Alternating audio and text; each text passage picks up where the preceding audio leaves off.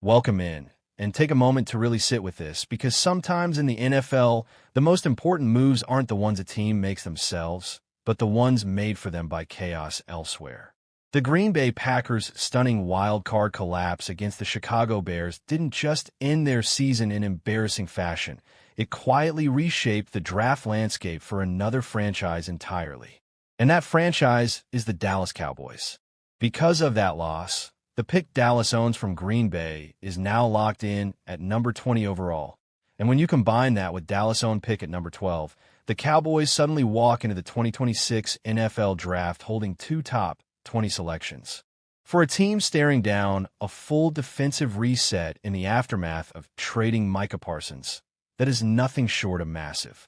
This is not a Cowboys roster that can afford to draft passively.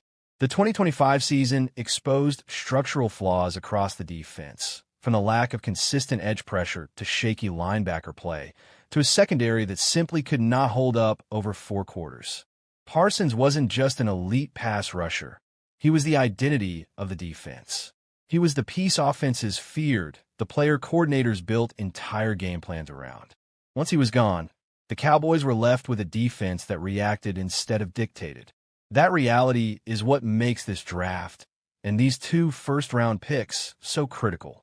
2 top 20 picks give you options.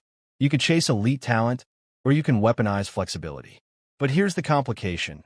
Dallas does not own its original second or third-round picks in 2026.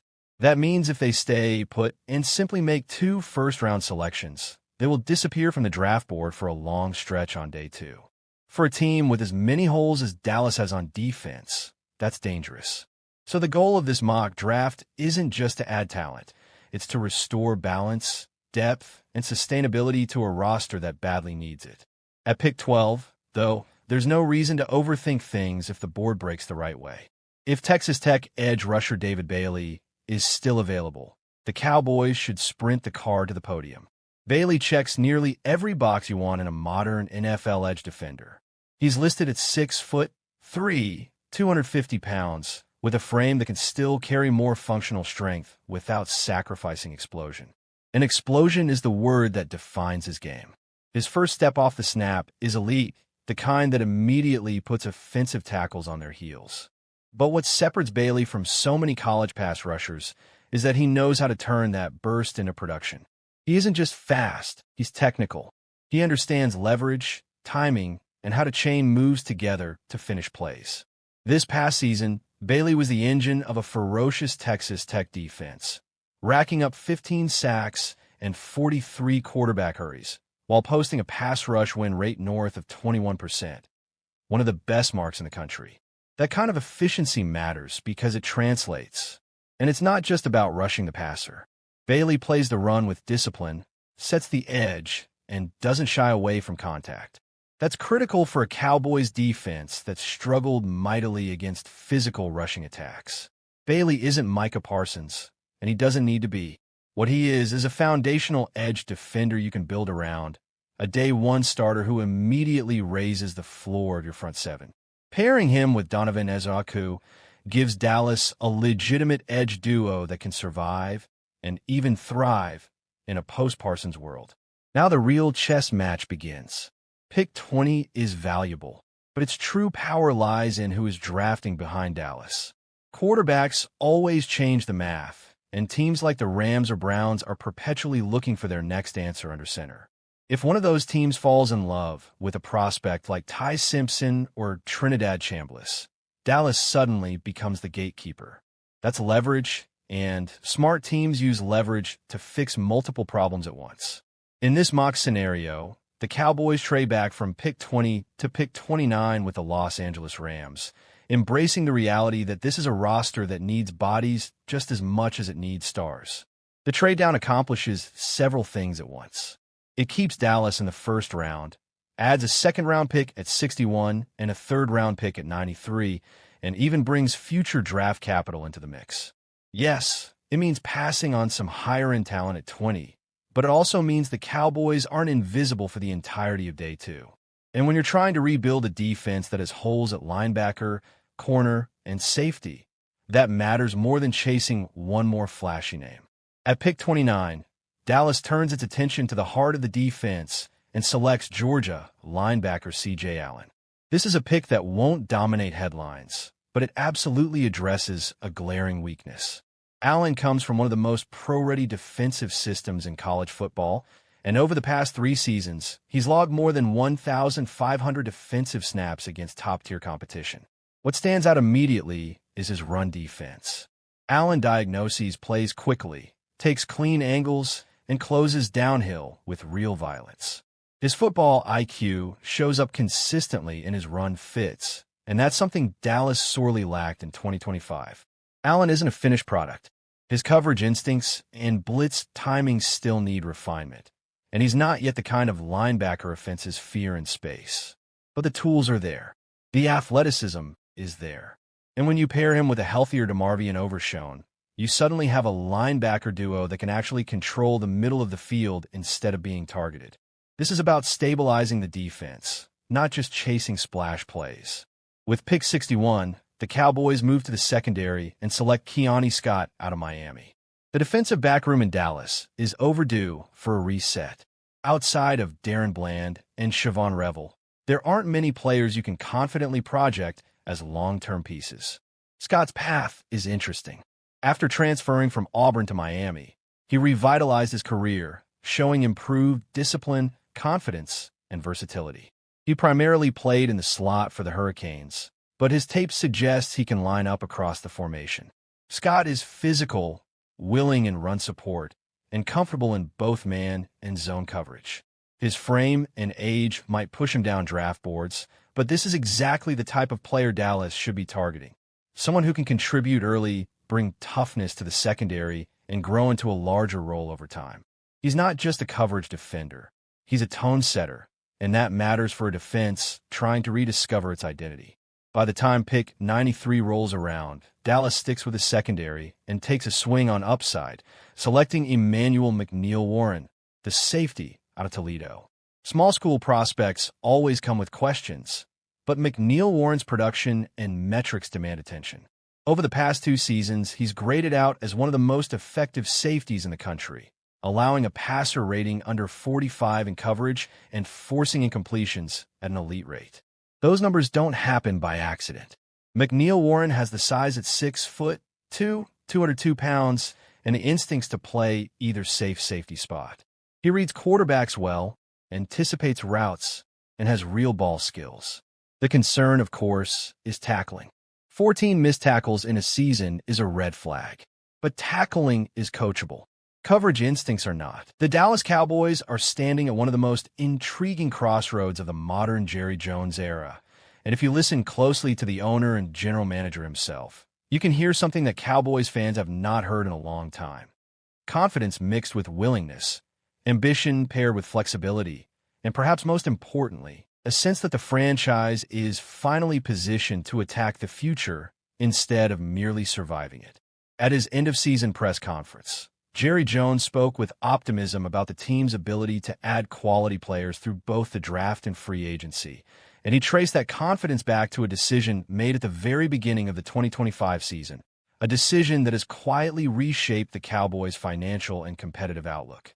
Jones described the vision behind the Micah Parsons trade and hinted that the true benefits of that move are still ahead, not behind, suggesting that what the Cowboys were really trying to achieve is only now coming into focus. Away from the microphones and cameras, Jones went even further, floating the idea of busting the budget in pursuit of his long-stated personal goal, becoming the NFL owner with the most Super Bowl championships. He currently sits 3 titles behind New England Patriots owner Robert Kraft, and at this stage of his career, that gap clearly weighs on him. When Jerry Jones talks this way, it forces the league, and especially Cowboys fans, to ask a dangerous but exciting question. Could Dallas actually become aggressive in free agency? Right now, the Cowboys salary cap situation looks less like a clean spreadsheet and more like a Monet painting, slightly blurry and dependent on where you stand. What is clear is that Dallas must clear cap space to comply with the 2026 limit, but the exact number won't be finalized until early March when the league officially sets the cap. As things stand, the Cowboys have roughly $330 million in contracts on the books, while league projections place the cap somewhere between $295 and $305 million. Even under conservative estimates, that means Dallas must find at least $30 million just to get under the cap before making a single addition. And that number could grow quickly if the team applies the franchise tag to wide receiver George Pickens, a move that would immediately add close to $28 million to the cap. At first glance, this might sound like a financial nightmare, but the reality is far more manageable because the Cowboys have built their roster with restructures in mind. Dallas can generate upward of $100 million in cap space by restructuring contract for Dak Prescott, CeeDee Lamb, Tyler Smith, Osa Odigizua, Darren Bland, and Jake Ferguson, simply by reducing base salaries to the league minimum and converting the rest into bonuses. However, not every restructure is created equal, and there are legitimate long-term consequences to consider. Fully restructuring Dak Prescott's deal, for example, would push nearly $8 million per year into future cap figures from 2027 through 2031, ballooning his cap hit to over $75 million in 2027 and more than $85 million in 2028. While that move would provide immediate relief, it would also mortgage the future, and the Cowboys must decide whether short-term flexibility is worth long-term strain. A partial restructure may be the wiser path, preserving flexibility without completely overloading future seasons. The situation with Darren Bland is even more delicate. Coming off his second foot surgery in as many years, Bland presents both upside and risk. His fully guaranteed money expires after this season, which gives the Cowboys a relatively clean exit option in 2027 if things go south. Restructuring his deal now would increase future cap commitments at a time when his durability is uncertain. For that reason, the smartest approach may be to keep Bland's contract untouched unless circumstances force the team's hand later in free agency, during the summer, or near the trade deadline. The good news is that other restructures carry far less risk. By reworking the contracts of CeeDee Lamb and Tyler Smith alone, Dallas can free up roughly $36 million in cap space, money that can immediately be put to use. If the Cowboys want to push even further, they can look toward extensions for defensive tackles Quinnen Williams and Kenny Clark, both of whom are under contract through 2027. Clark, in particular, is due an $11 million roster bonus by March 13th, creating urgency that could be leveraged into a cap-friendly extension. These types of moves highlight just how much flexibility the Cowboys actually have if they choose to use it. Among their 15 unrestricted free agents, 3 stand above the rest in importance: George Pickens, running back Javonte Williams, and defensive end Jadeveon Clowney. All 3 have expressed a desire to return, but each represents a very different challenge. Pickens is the most complicated. After arriving via trade from Pittsburgh, he delivered career highs across the board with 93 receptions, 1,412 yards, and 8 touchdowns. He is now positioned to demand top-of-the-market receiver money, potentially exceeding the $34 million per year deal CeeDee Lamb signed 2 years ago. That reality is why many around the league believe Dallas will apply the franchise tag, buying time, but also introducing the possibility of off-season tension. The Cowboys dealt with a training camp hold-in from Micah Parsons last year, and Pickens shares the same agency, athletes first, raising the possibility of a similar standoff. Clowney's market value has also risen. He led the Cowboys with 8.5 sacks and finished the season strong despite entering his 13th NFL year. He has emphasized his desire to participate fully in the off-season program and training camp, something he believes will allow him to be more physically prepared than he was when he joined the team late last season. His on-field production is critical for a pass rush that struggled in 2025, and his off-field leadership has earned praise from head coach Brian Schottenheimer, particularly for his mentorship of younger players like Donovan Ezra-Cook. Javonte Williams presents a different kind of dilemma. He rushed for 1,201 yards, the most by a Cowboys running back since Ezekiel Elliott in 2019, but he did so on a $3 million salary. On the open market, that number is likely to double on a multi-year deal.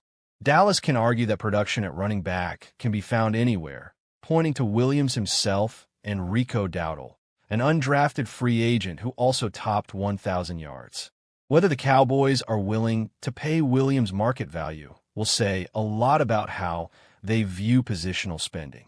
Beyond unrestricted free agency, Dallas must also navigate restricted free agents, most notably All-Pro kicker Brandon Aubrey. Because he was undrafted, Aubrey is a candidate for the second-round tender, projected at just over $6 million.